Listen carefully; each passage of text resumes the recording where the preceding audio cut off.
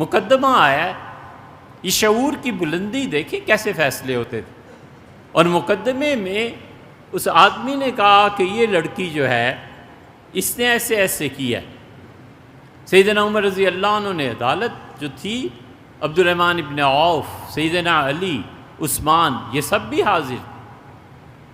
تو سیدنا عمر رضی اللہ عنہ سے سنی، اس بچی نے شرماتے ہوئے ہنستے ہوئے بتایا کہ مجھے ایسے ایک لڑکا مل گیا تھا، یہ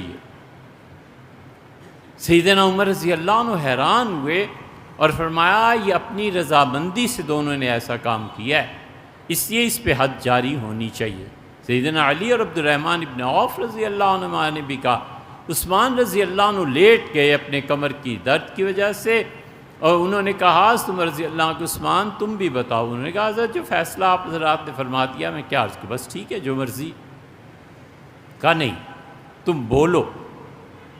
حضرت عثمان رضی اللہ عنہ اٹھ بیٹھے۔ کہا امیر المومنین آپ اس کی حالت دیکھتے ہیں، کسی نوعمر بچی کے ساتھ اگر ایسی حرکت ہو جائے تو وہ شرماتی ہے، اپنے آپ کو چھپاتی ہے،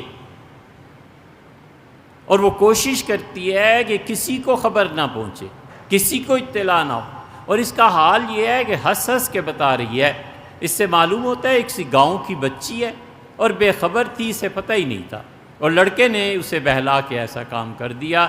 اس لیے میں نہیں سمجھتا کہ اس پہ کوئی بھی حد جاری ہونی چاہیے، اسے واپس بھیج دیا جائے، حتیٰ کہ یہ بڑی ہو جائے اور پھر اس میں شعور آئے اور سمجھے کہ یہ کیا کام ہے اور میں نے کیا حرکت کی۔ سیدنا عمر رضی اللہ عنہ نے دعا دی، بچی کو واپس بھیج